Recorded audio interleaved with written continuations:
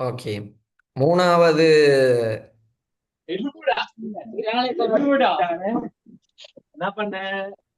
Right. மூணாவது கேள்விக்கு வந்துட்டு ஆன்சர் மேக்சிமமான ஆட்கள் ஆன்சர் பிழையாகத்தான் போட்டிக்கிறீங்க. சரி, ஆன்சர் பிழையாகத்தான் போட்டிக்கிறீங்க. ரைட். ஏன் அப்படின்னு சொல்லி தெரியும். அப்ப நான் கேள்வி எடுத்த மெத்தடோ இல்லாட்டி நீங்க படிச்சிக்கிற சிஸ்டமோ என்னன்னு சரியா, மேக்சிமம் ஆன்சர் வந்துட்டு பிழையாகத்தான் செய்றீங்க. ரைட். சரி, ஓகே. பாருங்க, இப்ப நல்லா செய்யும்னு சொல்லி எதிர்பார்த்த புள்ளைகள் பிழையாக ஆன்சர் போடக்குள்ள கொஞ்சம் கவலை. சரி, ஓகே. மூணாவது கேள்விக்கு என்ன ஆன்சர் வரலாம்? நாலாவது சார். 5.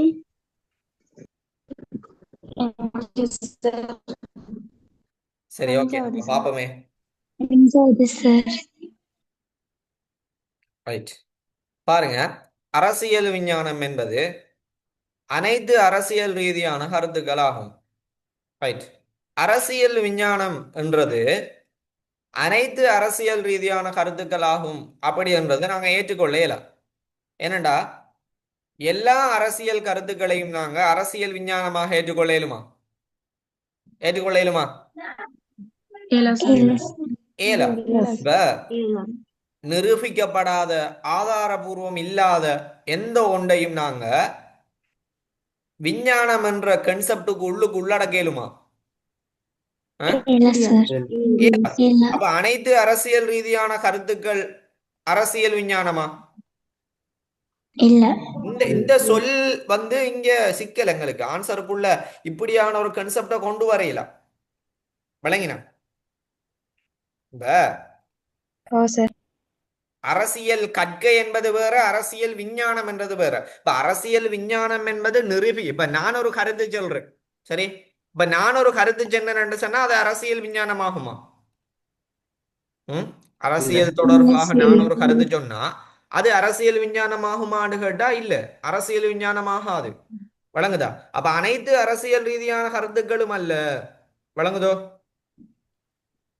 அதுக்கு குறிப்பிட்ட ஒரு ஆய்வாளன் ஆய்வு நடாத்தி குறிப்பிடப்படுகின்ற கருத்துக்கள் தான் அரசியல் விஞ்ஞானத்துக்குள்ள உள்ளடங்கும். விளங்கிச்சா புள்ளியா? குறிப்பிட்ட ஒரு அரசியல் விஞ்ஞானி ஆய்வுகள் மூலம் நிரூபிக்கப்பட்ட கருத்துக்கள் தான்.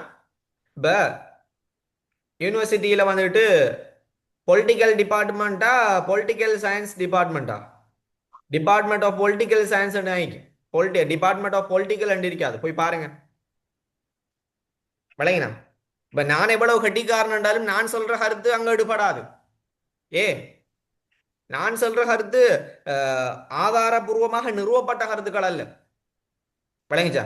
ஆதாரபூர்வமாக நிறுவப்பட்ட கருத்துக்கள் அல்ல, கள ஆய்வின் மூலம் ஆய்வு செய்யப்பட்டு உறுதிப்படுத்தப்பட்ட கருத்துக்கள். பிஹெச்டி முடிச்ச ஒரு ஆள் ஆய்வுகள் நடாத்தி அந்த ஆய்வுகள் மூலம் உறுதிப்படுத்தப்பட்ட கருத்துக்கள் அனைத்தும் தான் அரசியல் ரீதியாக அரசியல் விஞ்ஞானத்துக்குள்ள உள்ளடக்கலாக வரும். விளங்கிச்சா? எனவே அனைத்து அரசியல் ரீதியான கருத்துக்களும் அரசியல் விஞ்ஞானம் இல்லை. விளங்கிச்சோ? அடுத்த ரெண்டாவது கணிப்பீடுன்ற ஒரு விஷயம் இருக்கு பாருங்க. மக்களின் அரசியல் கணிப்பீடு. இப்ப இந்த இடத்துல கணிப்பீடு நான் மேலுக்குள்ள ஒரு கேள்வியில அரசியல் கணிப்பீடு கணிப்பீடு என்பது ஆய்வு என்று சொல்லி தந்தேன், ஞாபகமா? கணிப்பீடு என்பது ஒரு ஆய்வு. ரைட். இப்ப இந்த இடத்துல பாருங்க, கணிப்பீடு என்பது ஆய்வு என்று நாங்க எடுத்துக்கொண்டதால அரசியல் விஞ்ஞானத்துக்குள்ள இந்த கணிப்பீடுன்றது சரி.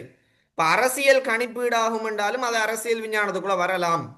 ஆனா மக்களின் அரசியல் கணிப்பீடு, இப்ப மஹிந்த ராஜபக்ச பொய்யனண்டா மக்கள் அநேகமானவர்கிட்ட மஹிந்த ராஜபக்சவுக்கு எதிரான கருத்துக்கள் எல்லாம் இருக்குது. அப்ப அது அரசியல் விஞ்ஞானமா? இல்ல. விளங்கினா? அப்ப இங்க மக்கள் ஒரு சொந்த நம்பிக்கையின் அடிப்படையில இவ்வாறு இருப்பும் அப்படி என்று சொல்றதெல்லாம் என்ன செய்யாது, அரசியல் விஞ்ஞானத்துக்குள்ளுக்கு வராது.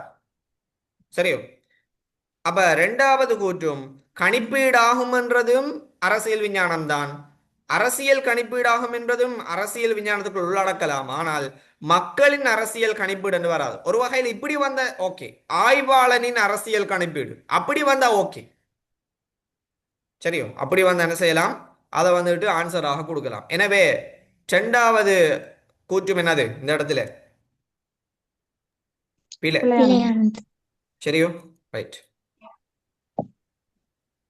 அடுத்தது ஆட்சி செயல்முறைகளா? ரைட். ஆட்சி செயல்முறை என்றா அது அரசியல் விஞ்ஞானத்துக்குள்ளே வராது, அரசியலுக்குள்ளாம் வரும். அப்படித்தானே? ஆட்சி செயல்முறைகள்ன்றது எதுக்குள்ள வரும்? அரசியலுக்குள்ள. அரசியலுக்குள்ளாம் வரும். ரைட். எனவே அரசியல். நான் இத பேப்பரை வந்துட்டு அனுப்பக்குள்ள நீங்க வந்து பிரிண்ட் அவுட் எடுத்தீங்கண்டா இதெல்லாம் நோட் பண்ணி வைங்க. இதெல்லாம் என்ன செய்யுங்க, நோட் பண்ணி வைங்க. என்னடா ஃபைனல் எக்ஸாம் வரக்குள்ள இந்த நுணுக்கம் எல்லாம் உங்களுக்கு ஞாபகம் இருந்தா தான் உங்களுக்கு அந்த விஷயத்தை சரியாக கொண்டு போய்க்கு. சரியோ? அப்ப ஆட்சி செயல்முறைகள் என்பது அரசியல் விஞ்ஞானம் அல்ல, எதுக்குள்ள வரும்? அரசியலுக்குள்ள வரும். அரசியல். ரைட். அடுத்தது அரசியல் கட்சிகளின் அரசியல் செயற்பாடு. அரசியல் கட்சியினுடைய அரசியல் செயற்பாடு அரசியல் விஞ்ஞானமா அரசியல்? அரசியல். அரசியல். எனவே அரசியல் விஞ்ஞானத்துக்குள்ள உள்ளடக்கலாமா? உள்ளடக்க முடியாது. அடுத்தது ஆய்வாளர்களின் யூகிப்பாகும். சரியா? இது சரியேனா? இது கொஞ்சம் பேர் இப்படி குழம்பி இருப்பாங்க. சார் யூஹிப்பு எல்லாம் எங்க சார் வந்து யூஹிப்புன்றது வந்து எப்படி சார் பொலிட்டிக்கல் சயின்ஸ் ஆகும் அப்படின்னு கேட்பீங்க. அப்படித்தானே? யூஹிப்பு பொலிட்டிக்கல் சயின்ஸ் ஆகுமான்னு கேட்டா யூஹிப்பு தான், யூஹிப்புன்றது தான் தத்துவார்த்த அணுகுமுறை. எதுக்குள்ளைக்கு எதுக்குள்ளைக்கு தத்துவார்த்த அணுகுமுறை? யூகிப்பு தன்மை கொண்ட அணுகுமுறை எது? தத்துவார்த்த அணுகுமுறை. அப்ப ஆய்வாளர் இப்ப அரிஸ்டோட்டில் வந்து யூகிச்சாரா இல்லையா? இப்ப பிளேட்டோ வந்து இலட்சிய அரசு, ஒரு அரசு எவ்வாறு இருக்கும் என்பதாக யூகிச்சாரா இல்லையா? அப்ப அதை நாங்க அரசியல் விஞ்ஞானத்துக்குள்ள உள்ளடக்குறோமா இல்லையா? ம்? உள்ளடக்கும். எனவே வந்துகிட்டு நாங்க இந்த இடத்துல ஆய்வாளர்களின் யூகிப்பாகும் என்றது தத்துவார்த்த அணுகுமுறை என்று நோட் பண்ணிக்கங்க. சரியோ? தத்துவார்த்த அணுகுமுறை என்ன செய்யுங்க, நோட் பண்ணிக்கங்க. அப்பதான் அந்த விஷயம் சரியா விளங்கும். விளங்குறா? ரைட். ஆய்வாளருக்கு உதாரணம் பிளேட்டோ, ஊகிப்புக்கு இலட்சிய அரசு. அப்ப ஆய்வாளரின் யூகிப்புன்றது தத்துவார்த்த அணுகுமுறையை அடையாளப்படுத்துது. அது அரசியல் விஞ்ஞானத்துக்குள்ள இருக்குதான்னு கேட்டா ஓம் இருக்குது. விளங்குச்சா விஷயம்? சின்ன மழை பெஞ்சுட்டே இப்படி ஸ்டக் ஆகுது. விளங்கினா பிள்ளையார்? டீச்சர் கிளாஸ் இப்படி ஸ்டக் ஆயிட்டு. விளங்குச்சா? சார். ரைட். அப்ப இந்த கேள்வி ஆனா மேக்சிமம் வந்து நாங்க எம்சிக்யூ நைட்ல செய்ய போற பேப்பர் எந்த பேப்பர்ல தானே கவர்மெண்ட் பேப்பர் தான் வரும். அப்ப மேக்சிமம் இந்த நுணுக்கங்கள் அதுல வந்துட்டு வாரது மிச்சம் குறையும். ஆனா ஃபைனல் பேப்பர்ல இப்படியான சில நுணுக்கங்கள் வந்துகிட்டு பயன்படுத்துறாங்க. சரி. இப்ப 2025ஆம் ஆண்டு பேப்பரை வந்துட்டு நீங்க பாத்தீங்கன்னா மேக்சிமம் இதுவரைக்கும் அடுத்த பேப்பரை விட கொஞ்சம் லேசி. ஆனா யோசிச்சாலே அதை விட கொஞ்சம் என்ன செய்யும், உங்களுக்கு இது அறிக்கும். ரைட். ரைட். இதுல நிறைய நுணுக்கங்கள் கொஞ்சம் இருக்கு, நான் சொல்றேன். அடுத்தது நாலாவது கேள்வி உங்களுக்கு லேசி. பண்ணுங்க ஆன்சர் என்ன வரும்?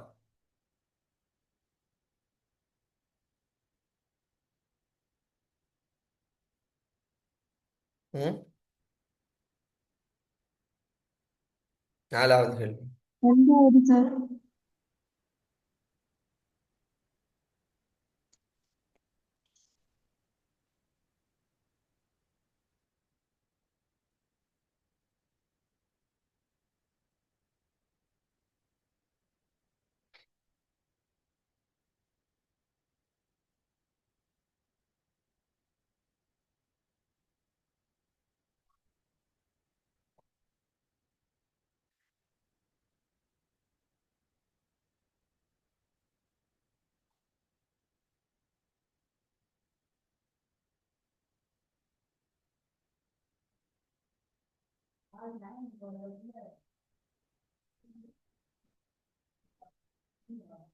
ரைட், பாருங்க.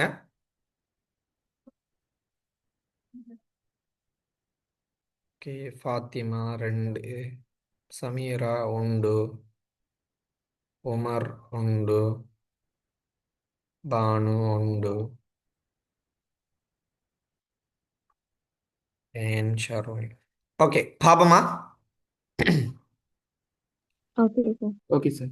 ரைட், இதுல பாருங்க பிள்ளையால், அரசு என்பது சமூகவியல் ஆய்வின் பிரதான மையக்கரு.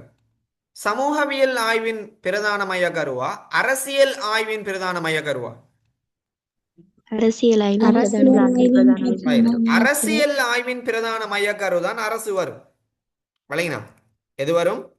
அரசியல் ஆய்வின் பிரதான மையக்கரு என்ன வரும் பிள்ளையால்? அரசு வரும். அரசு. அப்ப சமூகவியல் ஆய்வின் பிரதான மையக்கரு சமூகம் தான் வரும். விளங்கிச்சா? ரெண்டுக்கும் வித்தியாசம் இருக்கு. என்னடா இந்த இது போன 2023ஆம் ஆண்டு பெட்சில் நான் அதை ஒரு தனி கேள்வி எடுத்த ஃபைனல் செமினார் பேப்பர்ல. ஃபைனல் செமினார் பேப்பர் பிள்ளைகளுக்கு நடத்துறது இல்லை, நான் அது ஒரு கேள்வி ஒன்றாக எடுத்த அரசியல் ஆய்வின் பிரதான மையக்கரு எது அப்படின்னு. எது? அரசு. சரி, ரைட். அது உங்களுக்கு ஸ்ட்ரக்சர் கேள்விக்கு வாரதுக்கான வாய்ப்புகளும் இருக்கிறது. ரைட், அதையும் கொஞ்சம் பாதுகாங்க. ரைட், அடுத்த வரலாற்று தோற்றப்பாடு. வரலாற்று ரீதியாக தோற்றம் அடைஞ்ச ஒன்றுதான் என்னது? தோற்றம் பெற்ற ஒன்றுதான் அரசு. அரசு. வரலாற்று ரீதியாக அரசு தோற்றம் பெற்றது என்று சொல்லி யார் யாரெல்லாம் குறிப்பிடுறார்? முதலாவது சமூக ஒப்பந்த கோட்பாடாளர்கள் சொல்றாங்க. அடுத்து மார்க்சிச கோட்பாடுல கால் மார்க்ஸ் சொல்றார். ரைட். அடுத்து வந்துட்டு வேற தாராண்மைவாத கோட்பாட்டில் அரசு வரலாற்று ரீதியாக வளர்ச்சி அடைஞ்ச விதம் விளக்கப்படுகிறது. அப்ப இதெல்லாம் வந்துட்டு அரசு வரலாற்று ரீதியாக வளர்ச்சி அடைஞ்சது, தோற்றப்பட்டது அப்படின்னு சொல்லி விளக்கப்படுது. ரைட். எனவே இறுதி முடிவு என்ன வரலாம்? அரசு என்பது வரலாற்று ரீதியாக தோற்றம் பெற்ற ஒன்று. ரைட். அடுத்தது அறிவியல் ஆய்வின் அடிப்படை. அறிவியல் ஆய்வின் அரசியல்.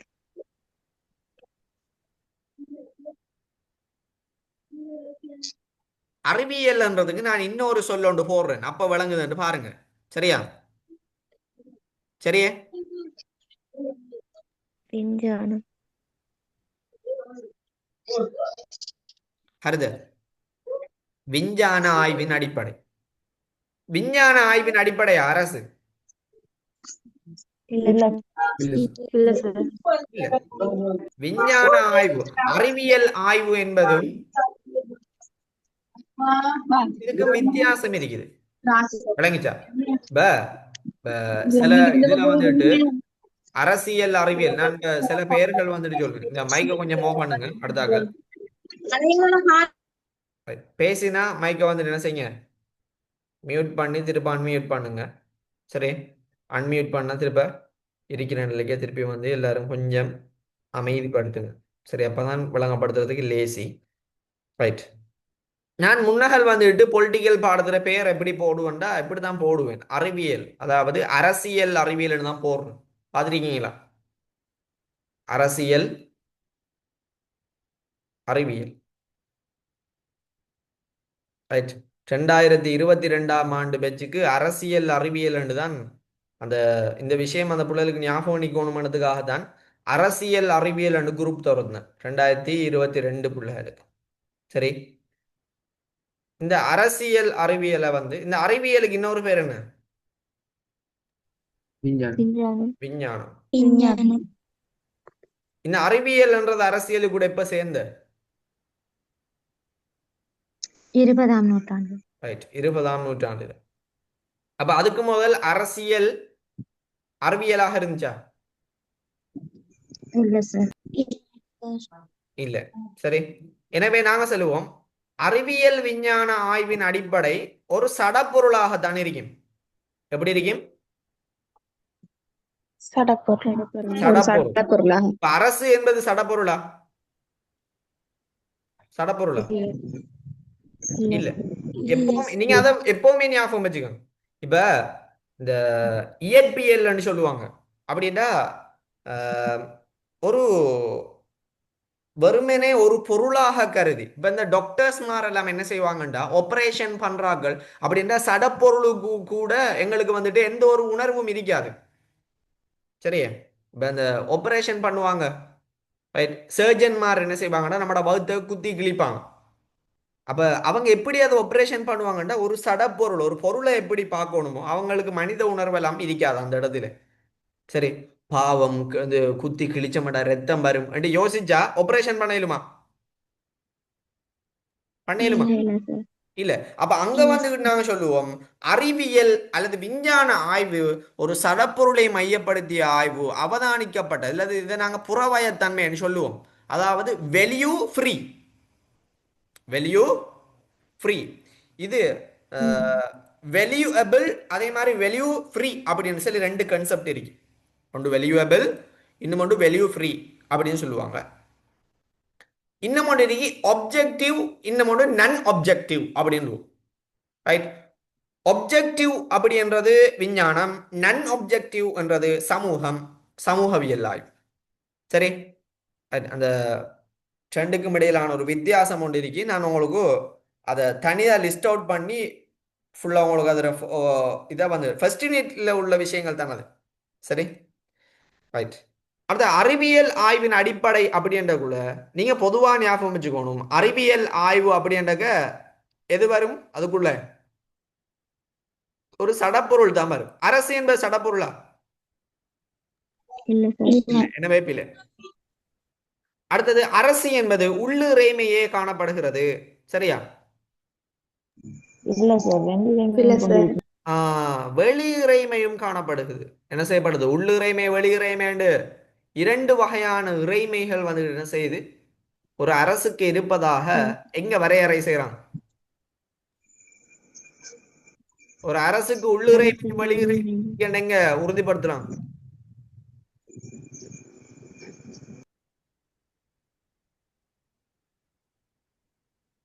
இன்னா லில்லாஹி வ இன்னா இலைஹி ராஜிஊன்.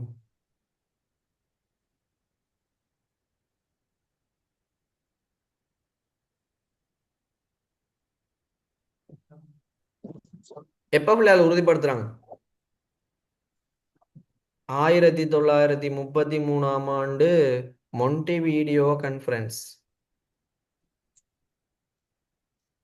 மொன்டிவீடியோ கான்ஃபரன்ஸ், மொன்டிவீடியோ மாநாட்டில் தான் என்ன செய்யறாங்க?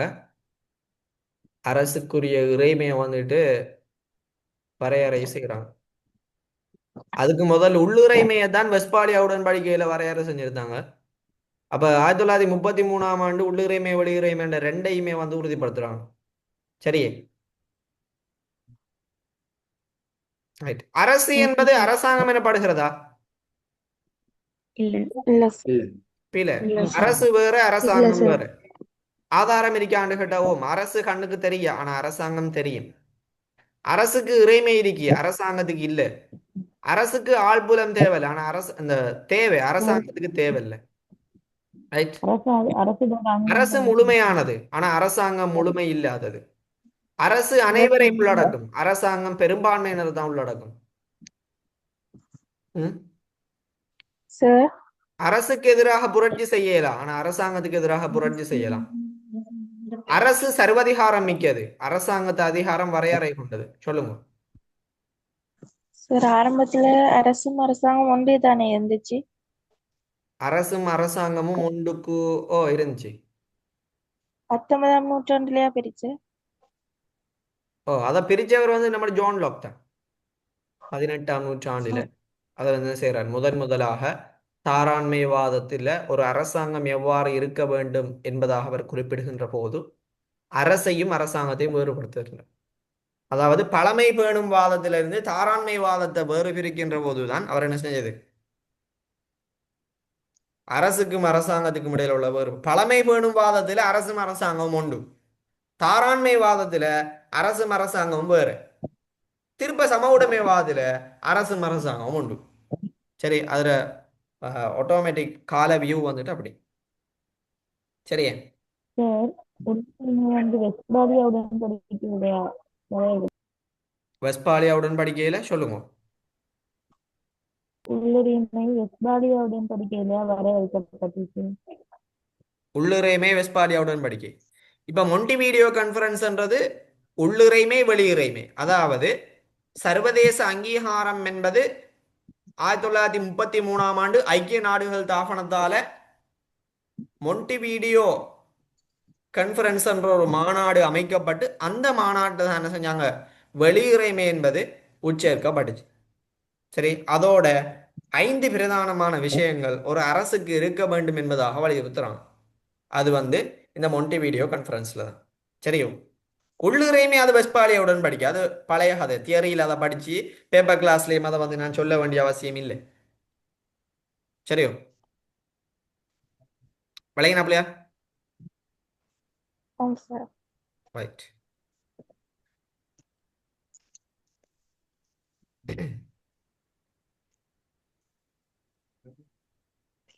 சரி, ஓகே. இந்த அடுத்த விஷயம் வந்துட்டு முக்கியமான சில நுணுக்கங்களை கொண்டிருக்குது. 5வது கேள்வி.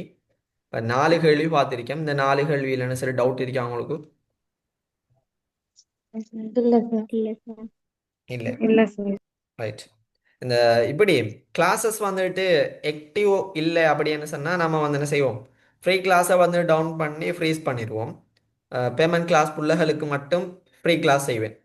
என்னடா கொஞ்சம் இது இல்லாட்டி ஆர்வம் காட்டல அப்படின்னு சொன்னால் பேமெண்ட் கிளாஸ் பிள்ளைகளுக்கே ஃப்ரீ கிளாஸை செஞ்சு அடுத்த வழியில் அனுப்பாத மாதிரி அப்படி என்ன சரிதான் செய்யும். என்னடா அடுத்த பிள்ளைகளும் நம்மட பிள்ளைகளுக்கு வித்தியாசம் இருக்கும் தானே, அதால என்னடா இப்போ எல்லாருக்கும் நலவு அடிப்படையில் செய்கிற மனுஷனா இல்லை. இப்போ இதில் பாருங்க, கிளாஸில் வந்து 160 பிள்ளைகளுக்கிட்ட இருக்கிற, ஆனால் ஒரு 70 90 பிள்ளைகள் தான் கிளாஸ் வந்தே. ரைட்.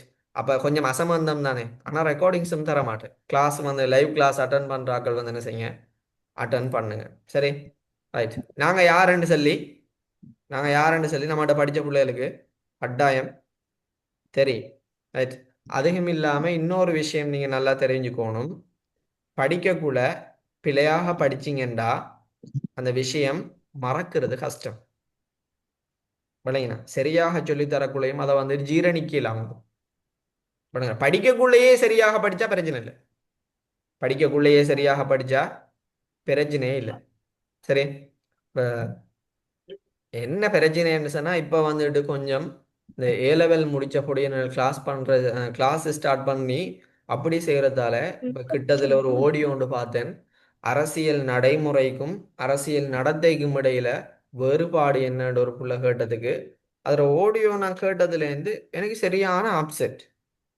ஏன் இப்படி இப்படி ஒரு இது உண்டு, இப்படி ஒரு இது என்ன காரணத்துக்காகன்னு சொல்லி தெரியா. ஆனா புள்ளகள் பொலிட்டிக்கல் பாடத்துக்கு உள்ளுக்கு வந்தோன்னா அந்த பாடம் புதுசு தானே.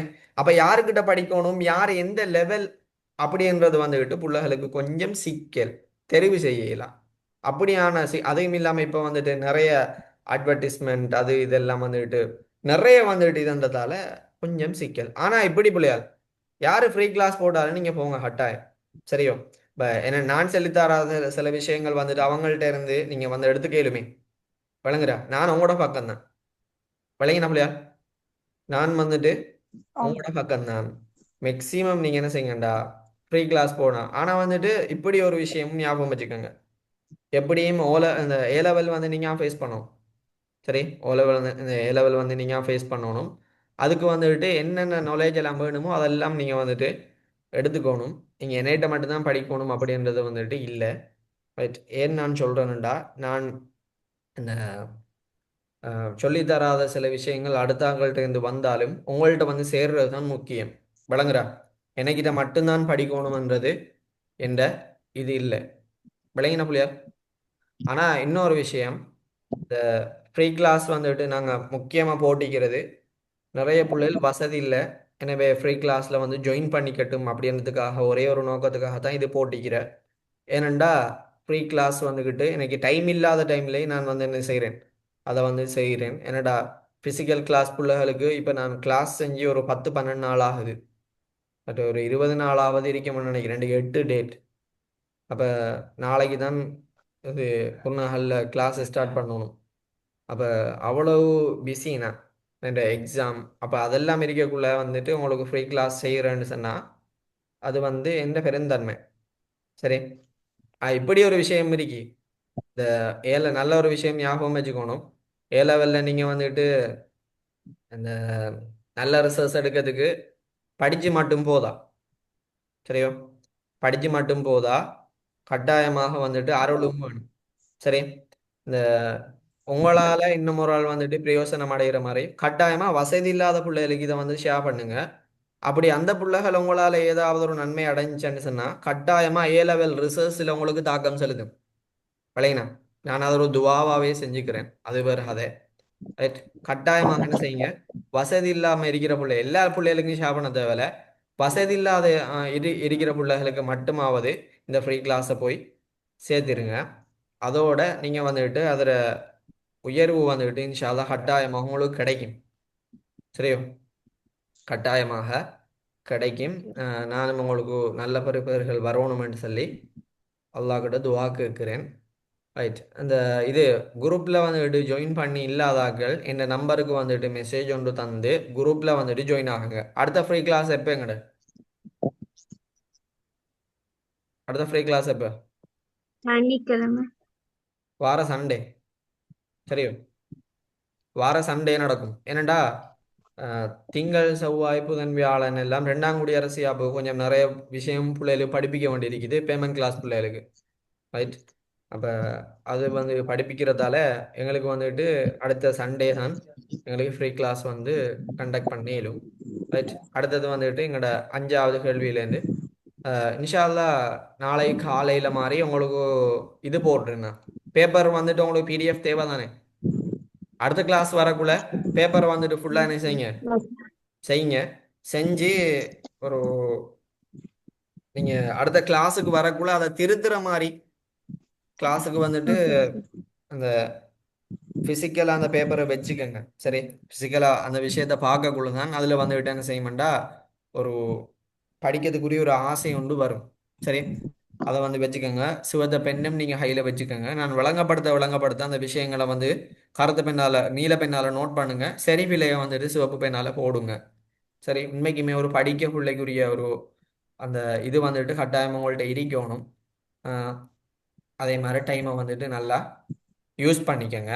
அடுத்தது அடுத்தாக்கள பிரார்த்தனைகளில் உங்களையும் உட்சேர்க்கிற மாதிரி நீங்கள் நடந்துக்கோங்க. சரியோ. அது வந்துட்டு கட்டாயம் படிக்கிற காலத்தில். சரி. அது வந்துட்டு உங்களுக்கு மேக்சிமம் ரிசல்ட்ஸை வந்துட்டு உயர்த்துறதுக்கான முக்கியமான வழியாக இருக்கு. விளங்குறோம் சொன்னது? ரைட். ஓகே. இந்த பேப்பருக்கு வந்துட்டு சின்ன ஒரு வேலை ஒன்று இருக்கு, நான் முடிச்சுட்டு போறேன். சரியா?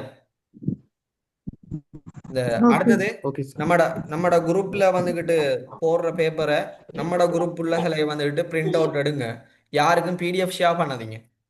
சரியோ. ஓகே விளங்கிச்சா? யாருக்கும் பிடிஎஃப் அது நம்மட லிங்கையும் வந்துட்டு வெளியே குரூப்புக்கு நீங்க ஷேர் பண்ண தேவையில்லை. சரியோ. சார் சொல்லுங்க.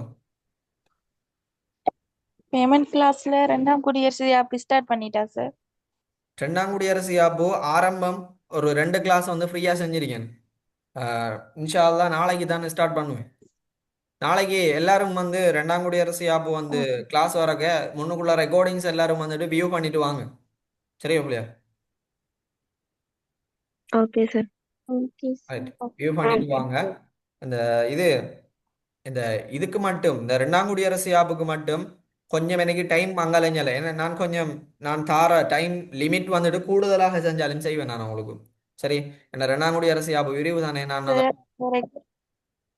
சொல்லுங்க. அந்த ரெக்கார்டிங் எப்படி எடுத்துக்கொள்ற? ரெக்கார்டிங்ஸ் வந்துட்டு நான் February மந்த் குரூப்ல வந்துட்டு அப்லோட் பண்ணிப்பேனே. Okay sir. சரியா? ரைட். அந்த இது கட்டாயமாக வந்துட்டு 2ஆம் குடியரசு யாப்பில் கொஞ்சம் படிங்க. என்னோட பேப்பர் கிளாஸ்ல நான் அதை இதை செல்லக்க மரக வந்துட்டு ஆண்டு யோசிச்சுக்கு நிற்பீங்க. விளங்குறா? அந்த அதோட இன்னொரு விஷயம், இந்த லாஸ்ட் டைமில் வந்துட்டு படிக்கிறதுக்கு இருக்காதீங்க இல்லையா? ஆண்டா லாஸ்ட் டைமில் வந்துட்டு தியரி படிச்சு நீங்கள் வந்து பரிச்சயம் இல்லாமல் ஏ லெவல் எழுத போனீங்கன்னு சொன்னால் மிச்சம் கஷ்டமாக போய்த்திரும். சரியோ, அதால கட்டாயமாக நீங்க என்ன செய்யுங்கண்டா, கொஞ்சமாவது நல்ல பரிச்சயத்தோட போங்க. சரி, நீங்க பரிச்சயத்தோட போனீங்கன்னு சொன்னா தான் அது உங்களுக்கு என்ன செய்யும், லேசா இருக்கும். விளங்குறா? ரைட், என்ன நம்பர் இல்லைன்னு சொல்றீங்க, இதான என்ன நம்பர் நோட் பண்ணுங்க. 075 76 96 012. சரியா?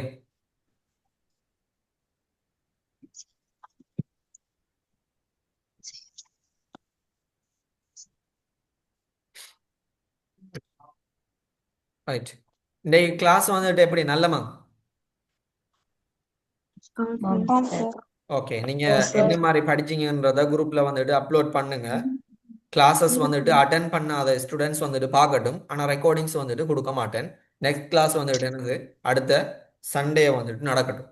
சரி, ஓகே. அப்போ இதோட செய்வோம், கிளாஸை வைண்ட் அப் பண்ணுவோம். அஸ்ஸலாமு அலைக்கும் வரஹ்மத்துல்லாஹி வபரகாத்து. Thank you.